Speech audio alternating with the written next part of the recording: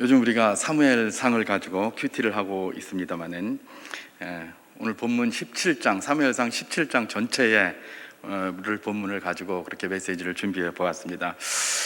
그런데 이제 너무 길어서 11절까지만 제가 봉독을 했는데요.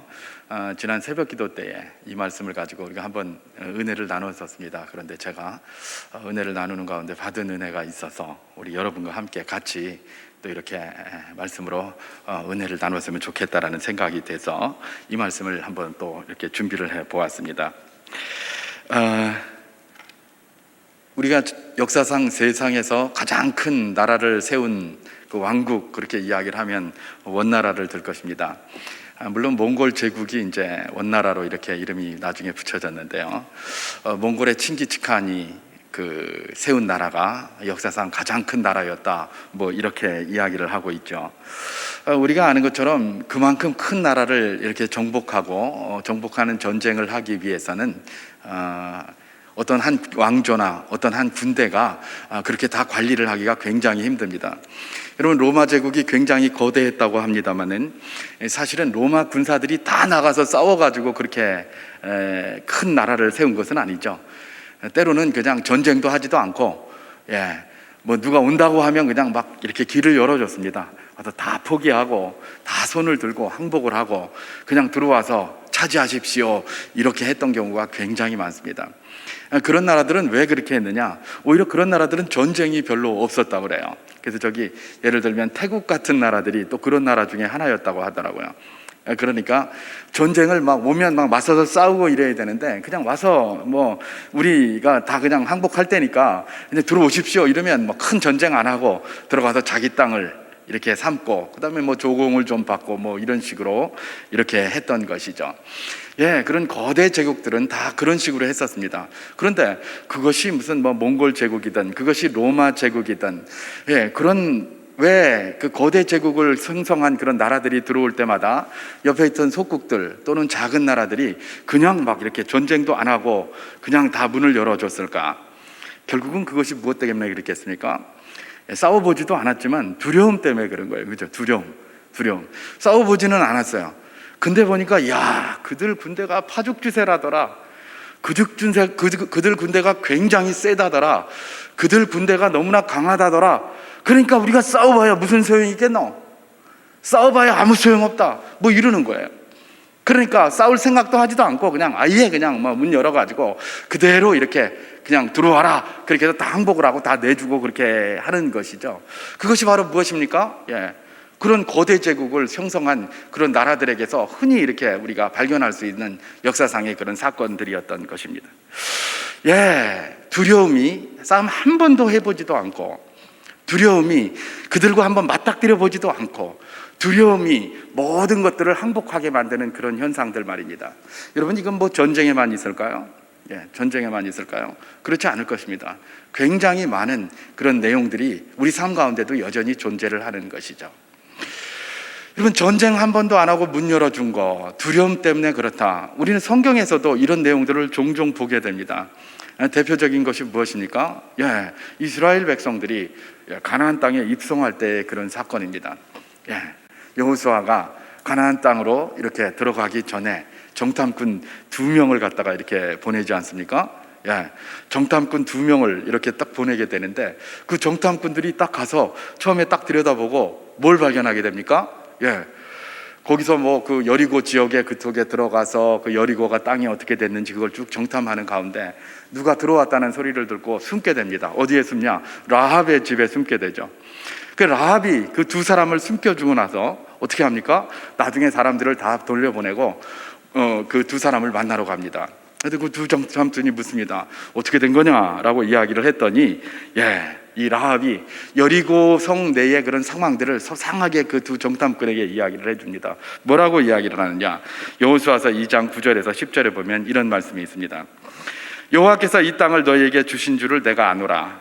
우리가 너희를 심히 두려워하고 이 땅 주민들이 다 너희 앞에서 간담이 녹나니, 이는 너희가 애굽에서 나올 때에 여호와께서 너희 앞에서 홍해 물을 마르게 하신 일과 너희가 요단 저쪽에 있는 아모리 사람의 두 왕 시혼과 옥에게 행한 일 곧 그들을 전멸시킨 일을 우리가 들었습니다. 그렇게 얘기를 합니다. 라합은 지금 여리고는 여호수아의 입장에서는 여리고성이 지금 두려워서 정탐꾼을 보냈는데, 사실 알고 보면 뭐예요? 여리고 사람들이 그야말로 이 이스라엘 군대에 대해서 두려움이 가득하다는 겁니다. 그래서 싸울 생각을 안 하고 있다는 겁니다. 오히려 무서워서 말입니다. 그거 왜 무서웠냐 그랬더니, 야, 우리가 들었다 소문을. 너희가 애굽에서 나올 때 여호와께서 너희 앞서서 홍해를 가르셨다며.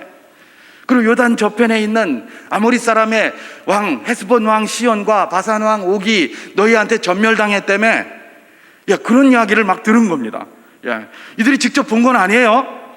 직접 그 역사를 본 것도 아니고 그 사람들과 맞닥뜨려 본 것도 아니에요. 그런 소문을 들은 거예요. 여러 가지 그런 통로를 통해서 그런 소문을 들었어요. 그 소문을 듣고 나서 딱 퍼뜨리니까 그냥 나는 못하겠다 그러면서 그냥 전부 다 숨는 것이죠.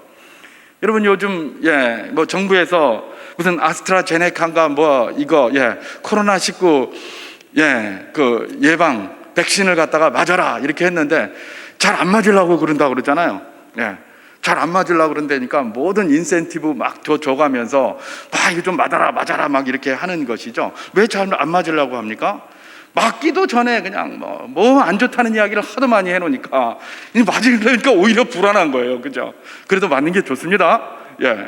맞기도 전에 온갖 선문, 온갖 루머를 갖다가 퍼뜨리니까 이게 맞을래니까 이게 뭔가 찝찝한 겁니다. 코로나 안 걸리려고 이거 맞으려고 하는데 이건 코로나보다 더한 거 걸릴까봐 겁나가지고 잘 못 맞는 것이죠. 여러분, 이게 뭔가 맞닥뜨리기도 전에 말입니다. 이런 두려움과 공포의 소리들이 사람을 뭐하게 만드는 겁니까? 위축되게 만들고. 사람을 뭐하게 만드는 겁니까? 아예 시도조차 하지 못하게 만드는 것. 이게 바로 무엇입니까? 사실상 어쩌면 두려움에, 물론 다 그런 건 아니지만 대다수가 두려워하는 그 두려움의 실체가 아닌가, 우리가 그렇게 생각해 볼 수 있다는 것입니다. 내가 경험해 보지도 않았어요. 맞닥뜨려 보지도 않았어요. 그게 그러한지 알지도 몰라요. 그런데 그렇다더라. 그러니까 그냥 거기에 지레 그냥 겁먹어가지고 말입니다. 싸워보지도 않고 그냥 그렇게 하는 것이죠. 여러분, 두려움의 실체가 무엇이라고요? 오감을 통해서 우리가 받아들이는 그런 정보들 말입니다. 때로는 그것이 진짜일 수도 있고 때로는 그것이 거짓일 수도 있습니다. 무엇인지는 모릅니다. 그러나 우리가 오감을 통해서 받아들이는 그런 것들이 우리로 하여금 두려움을 갖게 만들고, 가진 그 두려움이 우리로 하여금 뭘 하는 겁니까? 모든 것들을 위축되게 만들고 아예 시도조차도 하지 않게 하는 겁니다. 시도 한번 해봐야 되는데 뭔가 하면 저건 어려울 거야, 이거 힘들 거야, 아예 시도를 안 하는 거예요. 아예 시도를 안 하고 그냥 두려움 속에서 주저앉아 있는 것이죠. 그게 어쩌면 우리가 많이 경험하고 있는 그런 현상들이 아닌가, 그런 생각이 되는 것입니다. 여러분, 우리가 기억할 것이 있습니다. 그가 그리스도인입니까? 모든 두려움을 주는 것들. 사실 우리도 똑같이 이 세상을 살아가고 있기 때문에 두려움 속에서 살아갑니다. 그러나 우리가 기억할 것이 있습니다. 모든 두려움을 주는 그것들이 우리를 함몰시키지 못한다는 것입니다. 우리 주님께서 우리를 붙들고 있기 때문에 우리를 함몰시키지 못한다는 이 사실을 우리가 흔들려서는 안 된다는 겁니다. 그래서 이사야는 이사야서 43장 1절 2절에서 뭐라고 이야기를 했습니까? 야곱아, 너를 창조하신 여호와께서 지금 말씀하시느니라. 이스라엘아, 너를 지으신 이가 말씀하시느니라. 너는 두려워하지 말라. 내가 너를 구속하였고 내가 너를 지명하여 불렀나니 너는 내 것이라. 내가 물 가운데로 지날 때에 내가 함께 할 것이라. 강을 건널 때에 물이 너를 침몰하지 못할 것이며 내가 불 가운데로 지날 때에 타지도 아니할 것이요 불꽃이 너를 사르지도 못하리니. 그렇게 얘기를 합니다. 불과 같은 그런 두려움, 물과 같은 그런 두려움이 몰려온다고 할지라도 우리 주님께서 친히 지켜주시고 보호해 주실 것이니 두려워하지 말라라고 이야기하는 것이 무엇입니까? 이사야를 통하여 선포하시는 하나님의 말씀이다라는 것들을 우리는 보게 되는 것입니다. 여러분, 우리가 두려움이 실체가 무엇인지를 바로 알 필요가 있습니다. 그것을 바로 알 때에 주님의 이 말씀이 우리에게 굉장히 가깝게 느껴지는 것을 발견하게 되는 것입니다. 여러분, 두려움의 실체는 어떤 것입니까? 어쩌면 말입니다, 우리가 경험해서 직접 부딪히면 넘어뜨릴 수도 얼마든지 있을 수도 있는 건데, 그렇게 하기 전에 시도도 하기 전에, 출발도 하기 전에 우리를 주저앉게 하는, 어쩌면 말입니다, 허상과 같은 것들이 굉장히 많을 수도 있다라는 사실을 우리는 기억해야 된다는 것입니다. 여러분, 이것을 아주 잘 갈파한 책이 있죠. 제가 새벽기도 때도 이야기를 했었는데, 우리가 잘 아는 청교도 저술가인 존 버니안이 쓴 천로 역정 필그림스 프로그레스라는 것이 있습니다. 천국을 향해서 막 끊임없이 이렇게 걸어가는 순례자의 모습들을 거기다가 이렇게 기록하고 있는 것이죠. 그 순례자 가운데 이 기독도라는 이름의 사람이 어떻게 한 겁니까? 멸망의 도시를 나와서 시온산을 향하여 이렇게 가는 길 가운데 저기 보니까 아주 아름다운 궁전이 있습니다. 근데 그 아름다운 궁전을 좀 들어가서 좀 이렇게 쉬어야 되겠다라고 가는데, 아이고, 이런 궁전으로 가는 길이 굉장히 좁은데 그 길로다가 이렇게 가다 보니까 사자가 2마리가 딱 버티고 있는 겁니다. 어떻게 하겠습니까? 겁이 나가지고 어휴, 저기 사자가 있으니까 저기는 들르지 말고 그냥 바로 가야 되겠다라고 하면서 이렇게 가다가 그만 돌아서려고 합니다. 돌아서려고 했더니 그 아름다운 궁전에 있는 문지기가 그렇게 이야기를 하죠. 왜 돌아가느냐? 당신 앞에 겁쟁이라는 이름을 가진 자와 불신이라는 이름을 가진 자가 왔었다. 그들은 오더니 사자 2마리를 보고 그냥 돌아갔는데 너는 그렇게 하지 말아라.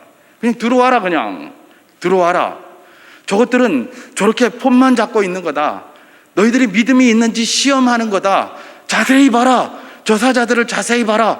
가만히 보니까 그 사자가 뒤에 묶였거든요. 그러니까 양쪽에서 묶였기 때문에 하면서 이렇게 달라들지만 가운데 길을 중간에서 쫙 들어오면 좌나우로 치우치지 않냐고 중간길로 쫙 들어오면 그들이 공격을 못하고 무서워 잡아먹지를 못하니까 겁내지 말라 이러면서 그 기독도에게 그렇게 이야기를 하는 내용을 볼 수가 있습니다. 여러분, 이것은 존 버년이 정말 날카롭게 하나님의 말씀을 이해하고 날카롭게 세상의 현상을 지적하는 것이기도 합니다. 불신, 그 다음에 뭡니까? 겁쟁이, 이런 자들은 믿음의 시험에서 날마다 넘어질 수밖에 없는 거예요. 그런 공포와 두려움을 주는 것들은 허상입니다. 묶여 있다는 거예요. 이게 대부분이 그렇다는 거예요.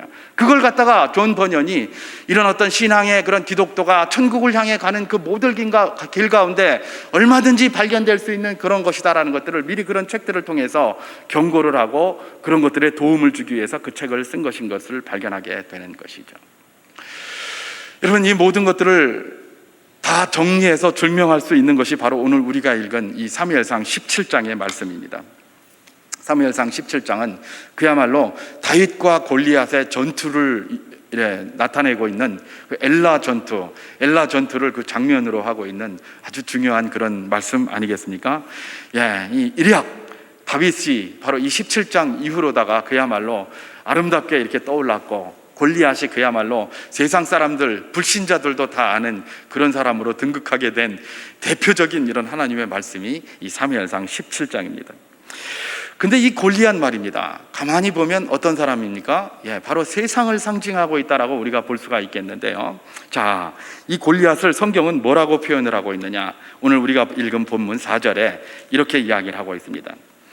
블레셋 사람들의 진영에서 싸움을 도두는 자가 왔는데 그의 이름은 골리앗이요 가드 사람이라. 그의 키는 6규빗 한 뼘이요 머리에는 노투구를 썼고 몸에는 비늘 갑옷을 입었으니 그의 갑옷의 무게가 놋 5,000세겔이며 그의 다리에는 놋 각반을 쳤고 어깨 사이에는 놋 단창을 메었으니 그 창자루는 배틀채 같고 창날은 철 600세겔이며 방패든 자가 앞서 행하더라. 그렇게 얘기를 합니다. 엘라 골짜기에 이렇게 사이에 두고 이스라엘 군대와 이 블레셋 군대가 이렇게 대치를 하고 있습니다. 이 블레셋 군대와 이스라엘 군대가 대치하고 있는 이 엘라 골짜기는 요 서쪽 뒤쪽, 이 엘라 골짜기를 이렇게 뒤쪽으로 하고 있는 이쪽에는 가드가 가깝습니다. 그래서 가드 사람 골리앗이 나온 겁니다.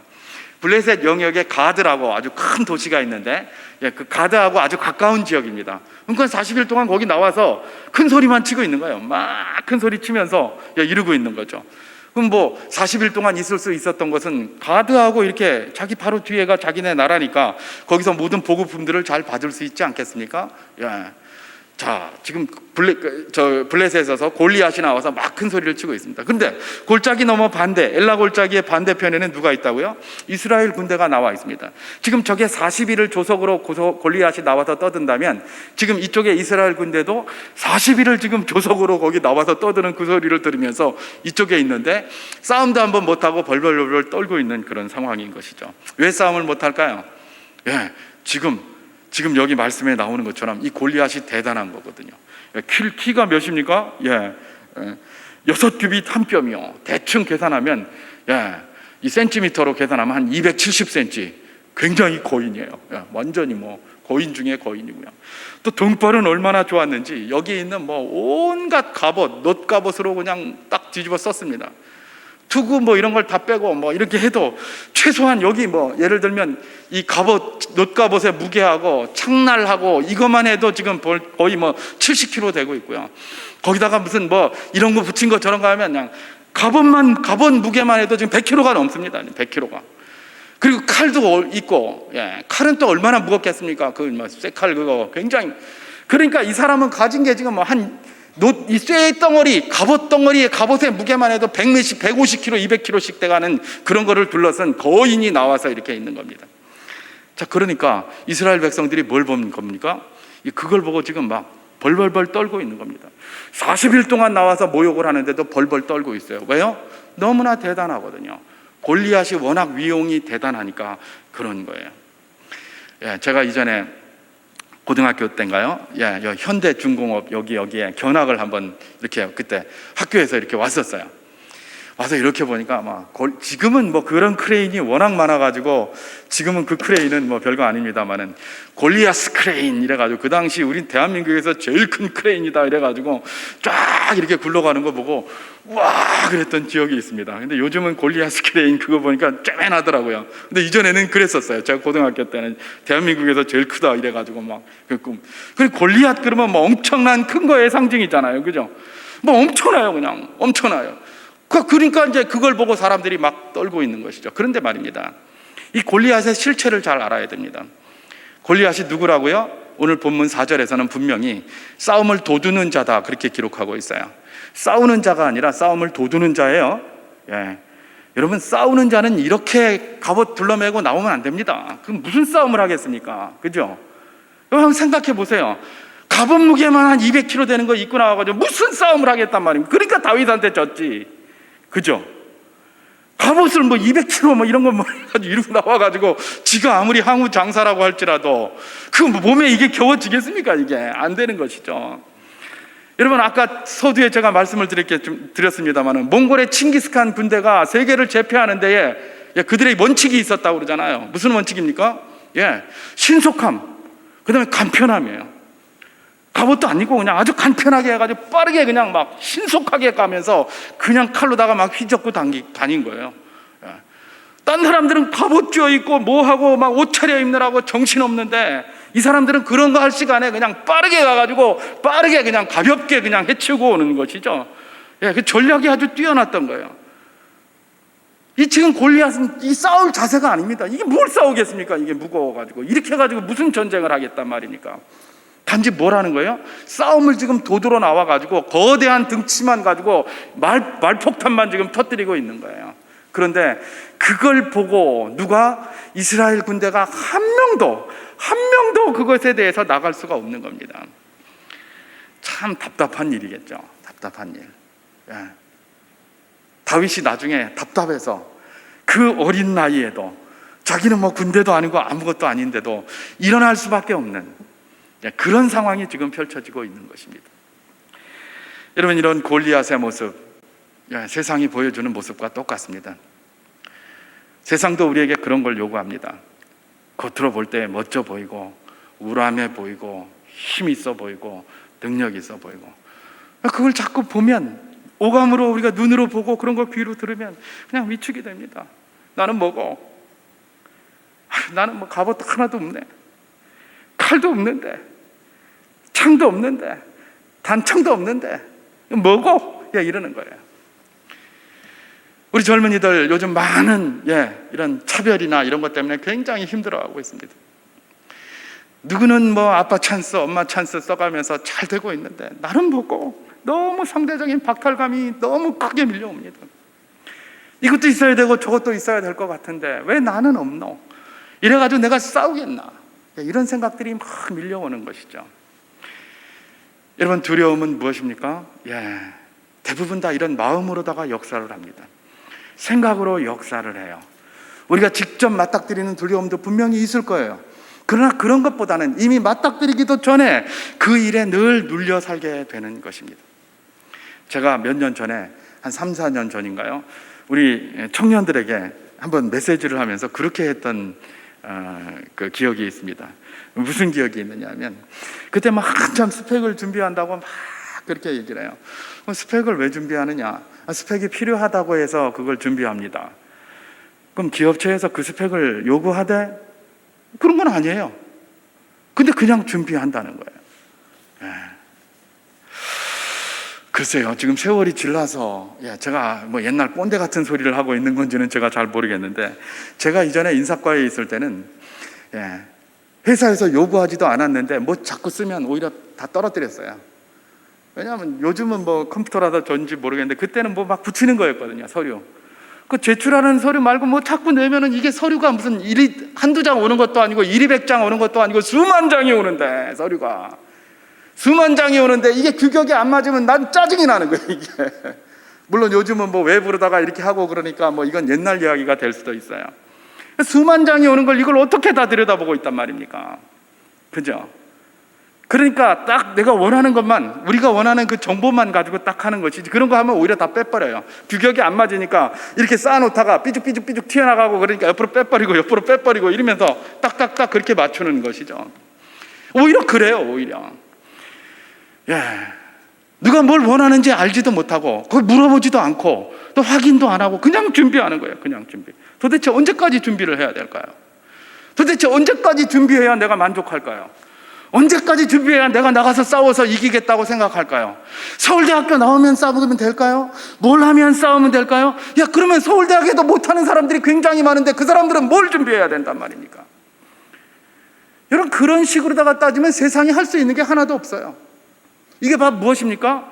세상이 그렇다더라 라는 두려움이 우리에게 엄습해 있는 것입니다. 엄습해 있는 거예요. 엄습해 있는 거예요. 블레셋 사람 골리앗, 이 사람은 전쟁을 할 준비가 안 돼 있어요. 그냥 사람을 위협하는 사람이에요. 그리고 나와가지고 무슨 전쟁을 한단 말입니까? 그러니까 정신 차리고 가만히 들여다보면 호랑이에게 물려가도 정신만 차리면 된다는 그런 말처럼 정신 차리고 가만히 들여다보면 저게 아무것도 아니라는 것들을 알 수가 있는 것입니다. 근데 그 두려움이 함몰이 되고 눌려있기 때문에 그게 보이지를 않는 겁니다. 하나님의 소리도 안 들리고 하나님의 말씀도 눈에 보이지 않는 것이죠. 여러분, 그러나 다윗은 어떤 사람이었습니까? 다윗에게 기름을 부을 때 주의 성령이 그와 함께 하셨습니다. 그럴 때 다윗은 무엇을 볼 수가 있었느냐? 하나님을 볼 수가 있었던 겁니다. 하나님의 함께 하심을 볼 수가 있었던 거예요. 골리앗이 아무리 커도 딴 사람들은 다 벌벌 떨고 있는데 자기가 보니까 조금 말도 안 되는 겁니다. 저런 등신 같은 거를 그래 못 싸우고 이러고 앉았나 이러는 거예요. 그런데 사울은 어떻게 합니까? 정 안 되니까 그래 너라도 가서 좀 해볼래? 라고 하면서 자기 갑옷을 벗어주잖아요. 지금 사울은 뭐예요? 갑옷이 나왔으니까 갑옷으로 나가서 싸워야 된다라고 생각하는 거예요. 여러분, 갑옷 가지고 싸우면은 그래 어떻게 골리앗의 갑옷을 사울의 갑옷이 이기겠습니까? 못 이기잖아요. 그죠? 그런데 그 갑옷을 주고 네가 한번 입어봐라 라고 하면서 내가 줄 건 이거밖에 없으니까 이거 입고 나가서 싸워야 된다. 이거 안 입으면 어떻게 전쟁하겠노? 그러고 갑옷 주는 거예요. 그런데 갑옷 가지고 싸우면 골리앗을 못 이겨요. 왜냐하면 골리앗의 갑옷이 워낙 크기 때문에 그래요. 그러니까 다윗이 지가 입어보더니 지가 이렇게 해보니까 맞질 않거든요. 그러니까 어떻게 합니까? 갑옷 던져버리고 오히려 자기가 늘 입던 그거 하고, 그 다음에 그 엘라 골짜기에 굉장히 많았다고 알려진 골짜기에 그 시냇물에 있는, 흐르는 물에 있는 조약돌 몇 개 딱 주머니에 집어넣고 가는 것이죠. 왜요? 평소에 자기가 늘 하던 것이잖아요. 여러분, 그런 이야기가 있습니다. 내가 뭘 하고 싶은 일을 한다. 우리 젊은이들 오늘 뭐 주로 이제 우리 젊은이들에게 좀 포커스가 맞춰질 가능성이 높은데, 그런 이야기 합니다. 내가 하고 싶은 일을 해야 된다. 세상에 내가 하고 싶은 일을 하는 게 좋다. 그런 것 같죠? 저는 항상 그렇게 얘기를 합니다. 내가 하고 싶은 일을 하는 게 아니라 내가 잘하는 일을 해야 된다. 그게 하나님의 뜻이에요. 여러분, 달란트라는 게 뭘까요? 하나님께서 내가 잘할 수 있게 주신 뭐가 있어요. 하나님은 이 세상을 그걸로 움직이기를 원하세요. 그게 어떤 사람에게는 공부가 될 수도 있고요, 어떤 사람에게는 뭐 운동이 될 수도 있고요, 어떤 사람에게는 예술이 될 수도 있어요. 그 사람이 잘 할 수 있는 그런 달란트가, 그게 하나님이 주신 거예요. 하나님은 각자의 달란트로 세상을 섬기기를 원하셨어요. 그래서 각자에게 그 모든 것들을 다 주셨어요. 근데 사람들은 어떻게 합니까? 세상에서 요구하는 골리앗을 딱 거리고, 골리앗이 되려면 그게 아니라 이거야, 골리앗이 되려면 그게 아니라 이거야 라고 틀을 딱 만들어 줍니다. 그걸 잘할 수 있으면 그거 하면 되죠. 그러나 모든 사람이 그렇지 않지 않습니까? 하나님은 모든 사람이 세상에 머리 좋게 만들어가지고 이 세상을 움직여가게 하지 않으셨습니다. 어떤 사람은 머리로 쓰게 하고, 어떤 사람은 주먹으로 하게 하고, 어떤 사람은 발로 하게 하고, 어떤 사람은 몸으로 하게 하고, 다 각자에게 맞는 것들을 허락해 주셨어요. 그렇기 때문에 어떤 일을 해야 되는 겁니까? 내가 잘할 수 있는 일을 해야 되는 거예요. 잘할 수 있는 일. 다윗이 잘할 수 있는 일이 뭐였을까요? 칼 들고 휘두르는 일이었을까요? 그는 군대가 아니었기 때문에 한 번도 해본 적이 없어요. 다윗이 잘할 수 있는 일이 뭘까요? 가서 씨름하는 일이었을까요? 혹시 사자나 곰하고도 싸웠을 때 있으니까 그런 건 또 할 수 있었을지 모르겠어요. 근데 다윗은 더 똑똑한 사람이었던 것이죠. 뭡니까? 자기가 가장 잘 던지는 것, 잘할 수 있는 물매, 그거 들고 나간 거예요. 여러분, 우리가 두려워하는 이유가 무엇입니까? 오감을 통해서 그냥 보는 것, 눈에 보이는 것, 듣는 거에만 관심을 두기 때문에 그래요. 우리 주님께서 다윗을 통해서 우리에게 말씀하시는 것은 무엇입니까? 듣는 것, 보는 거가 우리를 두렵게 하느냐? 그러면 네 눈을 들어 위를 바라보라. 네 귀를 들어 하나님의 말씀을 들으라. 바로 그 이야기를 하는 겁니다. 세상의 골리앗을 쳐다보면 위축될 수밖에 없어요. 세상 바라보면 아무 힘도 안 생겨요. 두려워서 꼼짝도 하기 싫어요. 머리 쳐박고 있고 싶어요. 그러나 주님께서 뭐라고 말씀하시는 것입니까? 두려움은 허상이다. 그 허상을 바라보고 계속해서 넘어져 있다면 넌 아무것도 해낼 수가 없다. 그러면서 다윗을 보여주시는 것입니다. 어디 할례 없는 이방인이 하나님의 군대를 욕하고 하나님을 모욕하느냐, 그러고 나오는 거예요. 다윗의 눈에는 하나님 외에는 뵈는 게 없어요. 뵈는 게 없어요. 그러니까 어떻게 하는 겁니까? 골리앗을 무너뜨리는 것입니다. 여러분, 세상은 세상 방법으로 못 이깁니다. 세상을 이기는 방법이 있나니 그것은 하나님의 방법입니다. 그래서 우리 주님께서 그렇게 이야기를 하시는 겁니다. 이 세상을 이기면 이것이니 너희의 믿음이니라.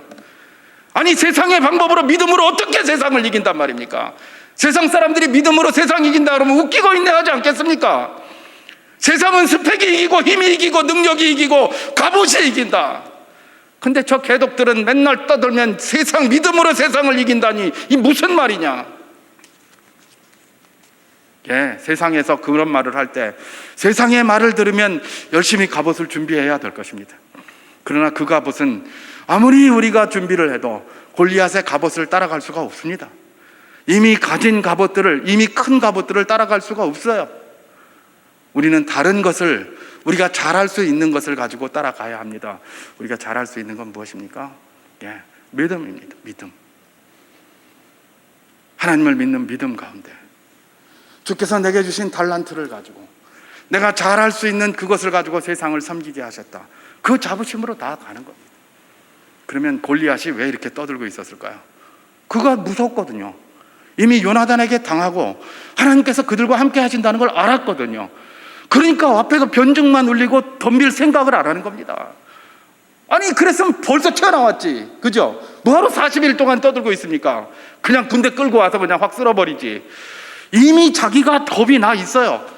그러니까 겁 많은 개가 짖는다고 말입니다. 와서 막 짖고만 있는 거예요. 근데 그 개가 짖는 거에 무서워가지고 막 이러고 떨고 있는 모습들, 그게 이스라엘의 모습이었다는 것입니다. 여러분, 오늘 우리가 두려워하는 것이 무엇입니까? 혹시 눈에 보이고 오감으로 느껴지는 것들, 그런 것들 때문에 두려워하고 있지는 않습니까? 우리 주님께서 말씀해 주십니다. 그것은 다 허상이다.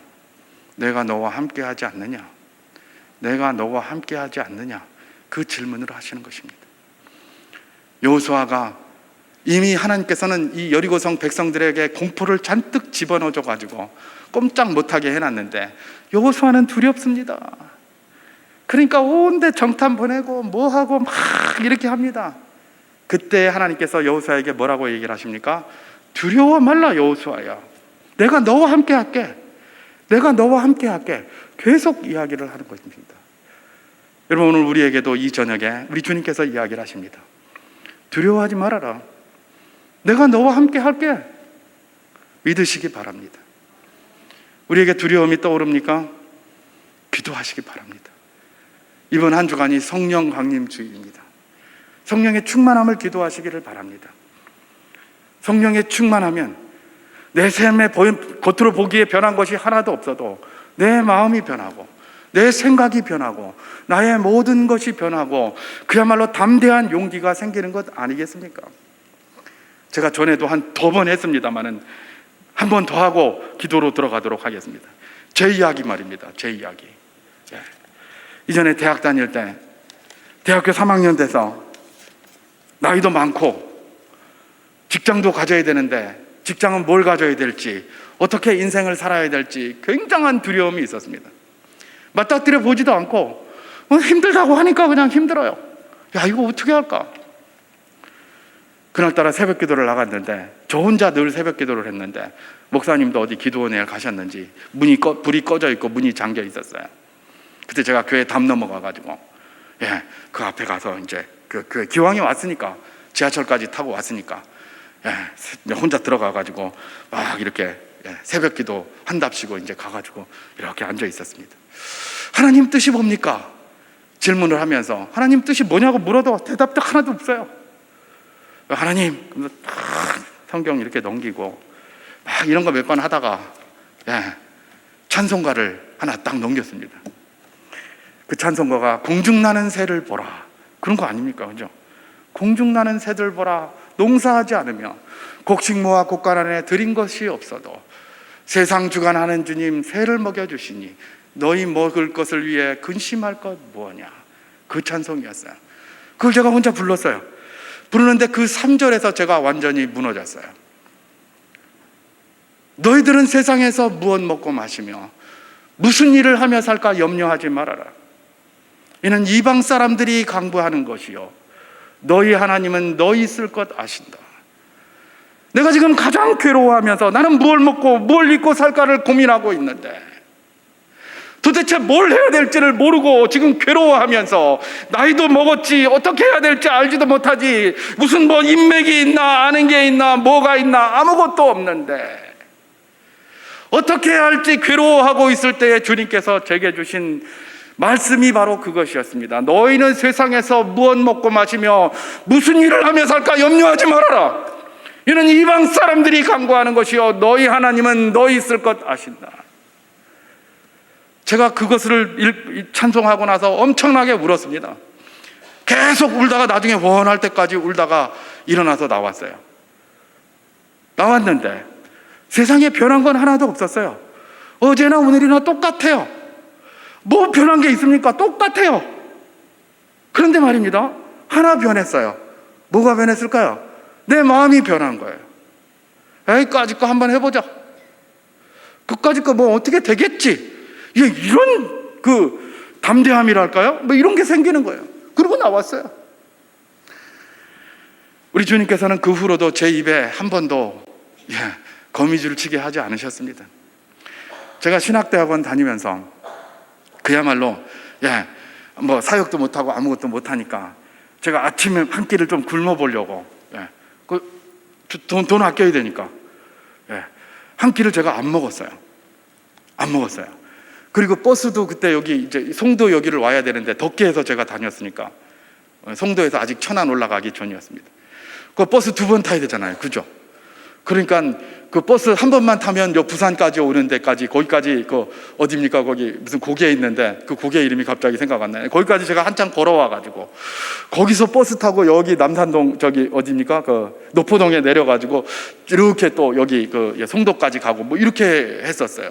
굉장히 그때는 뭐 금전적으로나 재정적으로나 부족해서 아침을 한번 안 먹어볼까? 그리고 그렇게 한 적도 있고 신학교 가서도 그랬어요.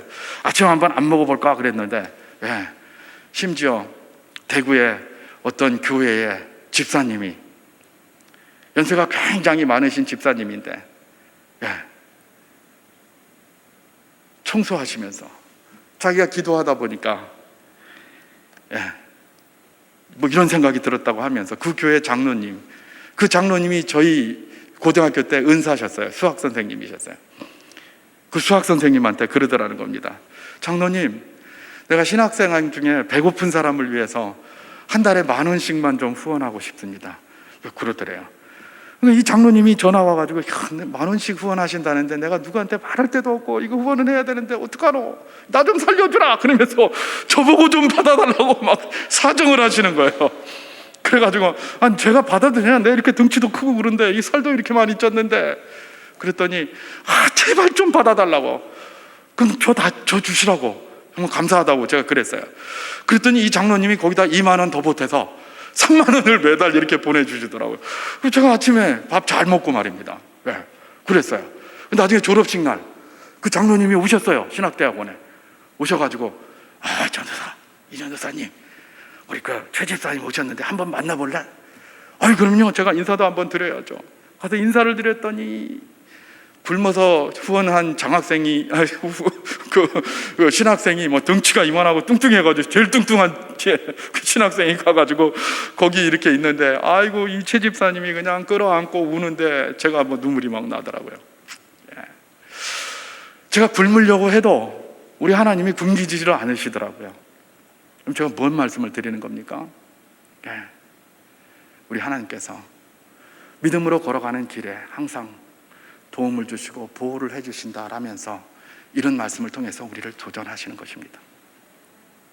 우리를 두렵게 하는 것들이 많이 있습니다. 두렵게 할 때마다 두려움이 없을 수 없지만 두려움이 깊어지면 깊어질수록 하나님 쳐다볼 수 있기를 주님의 이름으로 축원합니다.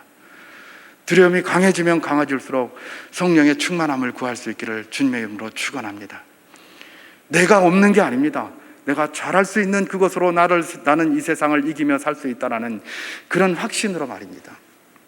두려워하지 말고 두려움이 생길 때는 오히려 더 기도함으로 믿음으로 세상을 이기는 복된 분들 다 될 수 있기를 주님의 이름으로 축원합니다.